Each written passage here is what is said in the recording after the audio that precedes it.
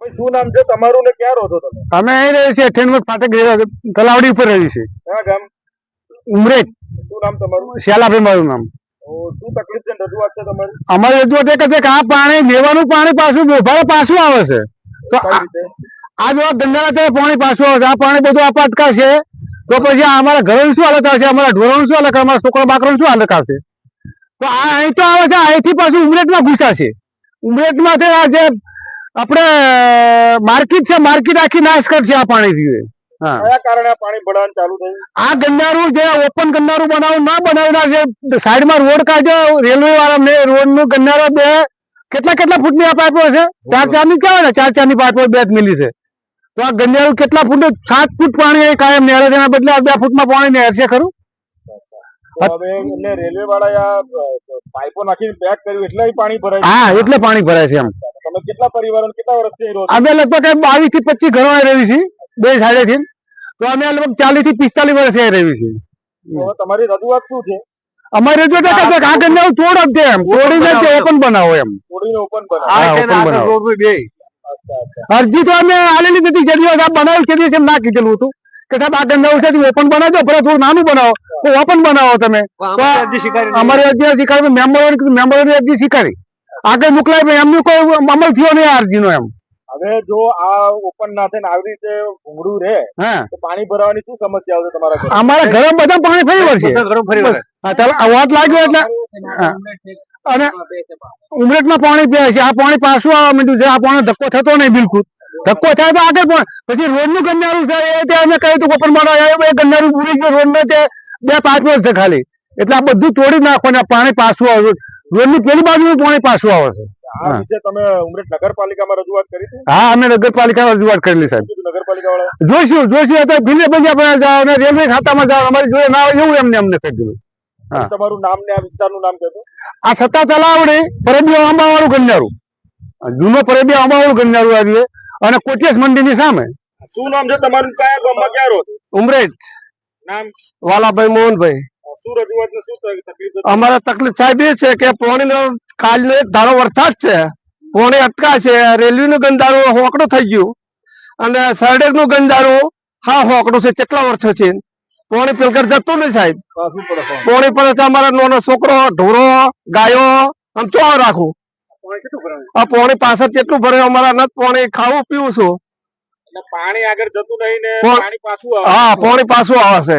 એટલે રેલવે નું ગંધારું હાકડું કર્યું, મેં ઘણું કહ્યું, પણ આગળ જીવ નહીં પાણી, પછી રોડ નું ન બને સાહેબ. તો અમારે આ તકલીફ બહુ છે. હજી પાણી બહુ સડ્યું આવે છે પાછળ.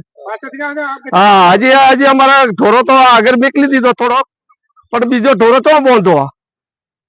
એટલે અમારે બહુ સાહેબ તકલીફ છે. આટલું ગમે કોઈ વ્યવસ્થા કરો. પાણી બધું બગડે છે સાહેબ. ઉભું તો રાખો સાહેબ. શું નામ છે તમારું? ક્યાં રહો છો? ઉમરેઠ ગામ.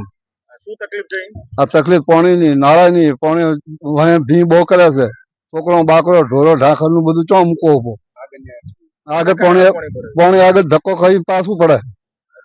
હા, શા કારણે પાછું પડે છે એવું કઈ? હા, નાળો બંધ, હાંકડો કઈ નાખ્યો, નાળો બંધ કર્યો રેલવે વાળા. હા, એટલે બધું પાણી શું થાય છે? પાછું આવે? પાછું આવે પણ આગળ થઈ અને વોટ લાગી ગયો. અને પાણી બહુ ભી આવે સાહેબ. શું રજૂઆત શું કહેવા માંગો છો તમે? રસ્તો કઈ કરવાનો, પાણી નો રસ્તો કરવો પડશે ને સાહેબ. શું નામ છે તમારું અને ક્યાં રહો છો તમે? પટેલ કમલેશભાઈ રાવજીભાઈ મારું નામ છે.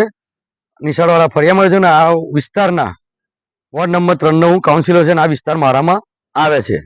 હવે આ વિસ્તારમાં જેમ લોકોની રજૂઆત છે કે પાણી ભરાય છે, રેલવે ભૂંગળા નાખ્યા અને ભૂંગળામાં પાણી જતું નથી, ઘર સુધી પાણી ભરાઈ ગયા, અને નગરપાલિકામાં રજૂઆત કરી હતી, તો એ વિશે તમે કોઈ ગંભીરતાથી લીધી નથી એ વાતને?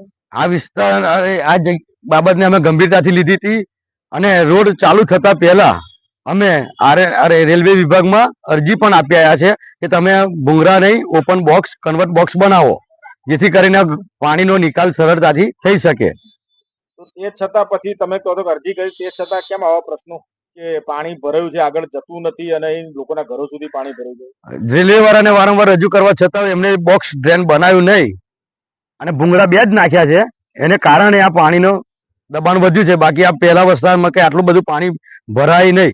આની રજૂઆત અમે 2021 માર્ગ અને મકાન વિભાગ રોડ વિભાગ વાળાને પણ આપી હતી કે ભાઈ તમે તમારું કોન્ટેક્ટ વાળું ગરનાળું છે એને ભૂંગરા કાઢી અને ઓપન બનાવો.